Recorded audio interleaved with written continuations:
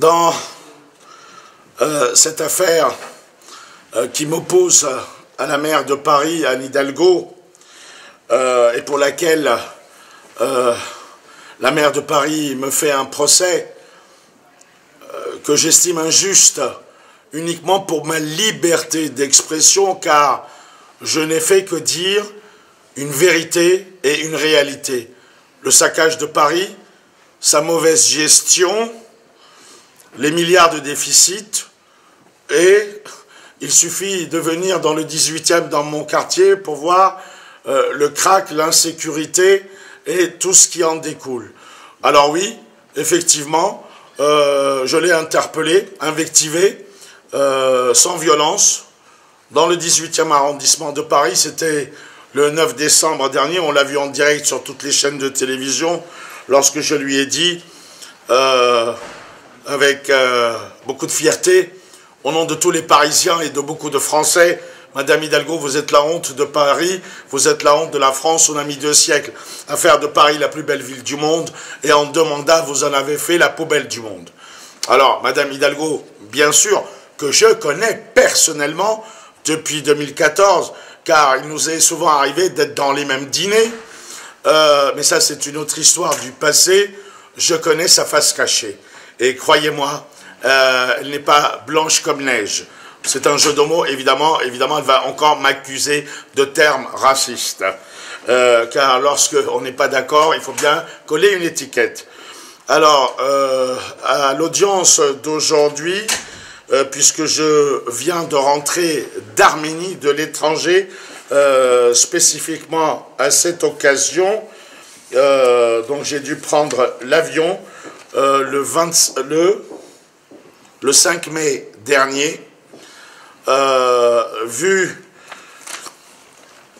la cheville gauche fracturée avec une épaule déboîtée, reboîtée, aphone, et surtout, malheureusement, l'absence de mon avocat sur ce dossier, maître Philippe Deveul, on a demandé un renvoi. Renvoi qui a été accepté par le tribunal, avec néanmoins encore un avis de maintien de contrôle judiciaire qui consiste en un seul fait, de ne pas m'approcher de Madame Hidalgo et de ne pas prendre contact avec elle, ni par téléphone, ni par mail, parce que, évidemment, on était des vieux amis à l'époque et j'ai son numéro. Donc, je ne prendrai pas contact avec Madame Hidalgo. Je respecterai la décision de la justice et de la loi. Et l'affaire est donc renvoyée pour une date ultérieure, qui est 11 mars 2024. Le 11 mars 2024. Alors évidemment, ce n'est pas Maître Deveul qui est à mes côtés, mais excusez-moi, j'ai les larmes aux yeux et je suis très ému, car il n'a pas le droit de plaider en France, sauf à moins d'être avec un autre avocat.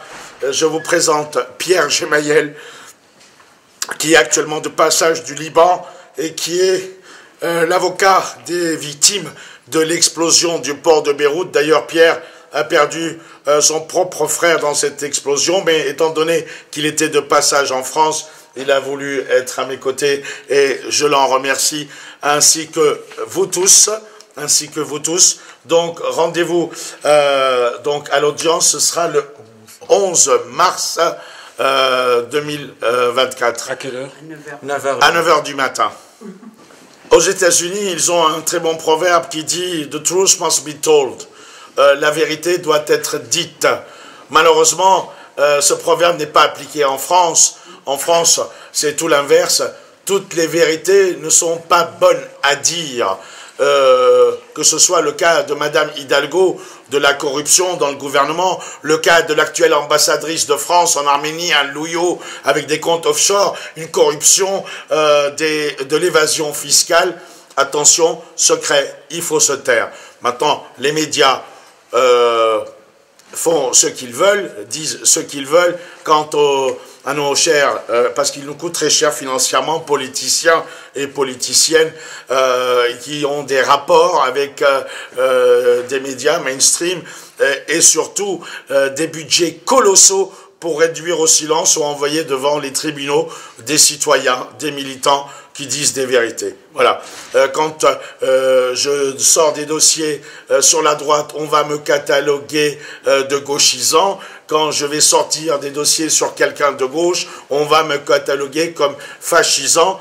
C'est d'ailleurs été le cas avec Madame Ève Plenel, la fille de Edwy Plenel, qui travaille avec Anne Hidalgo et qui avait dit dans une réunion d'association du 18e, hors de question de recevoir M. Nicolian, c'est un fasciste d'extrême droite.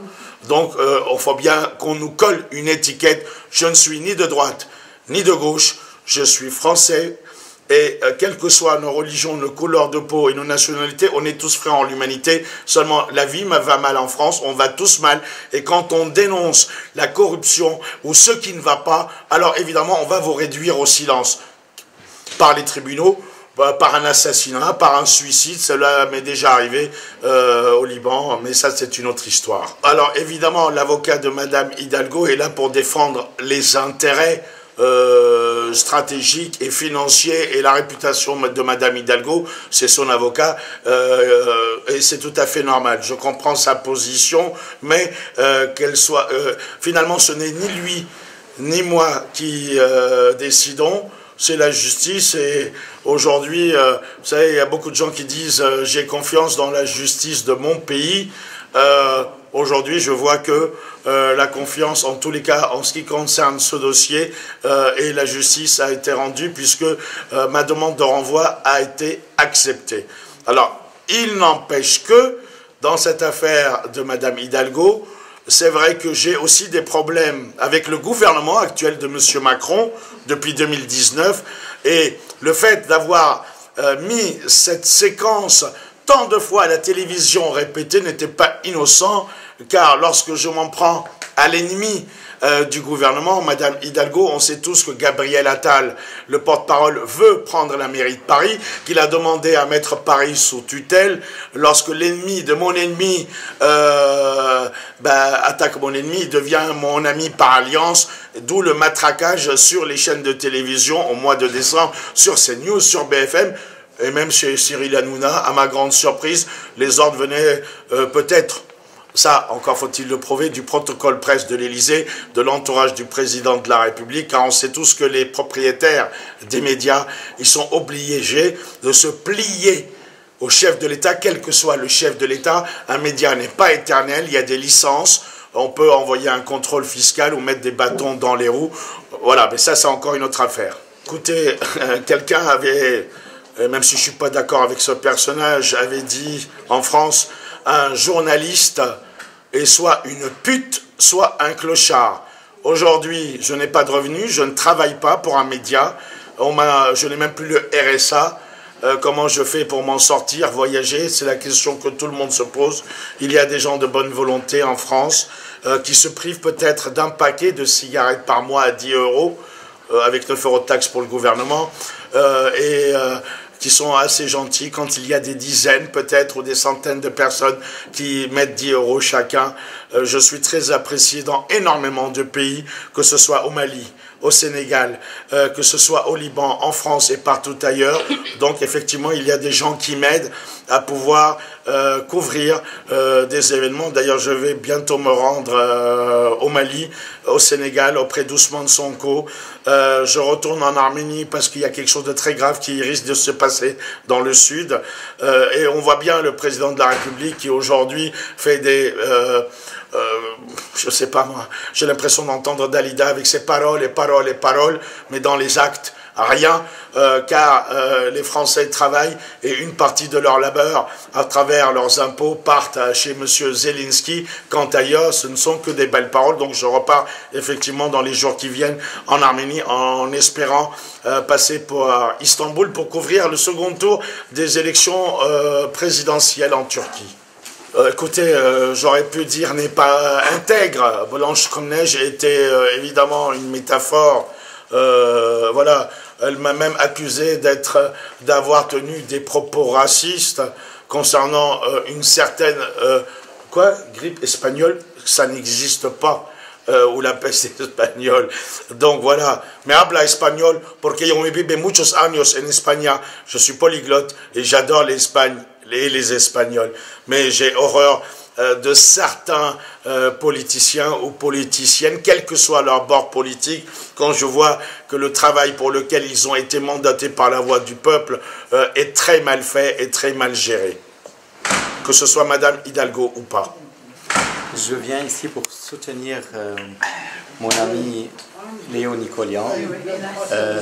Malheureusement que son avocat n'est pas présent pour que je puisse participer à l'audience, parce qu'étant libanais, je ne peux pas participer qu'avec un avocat français. Alors tout le soutien pour Léo.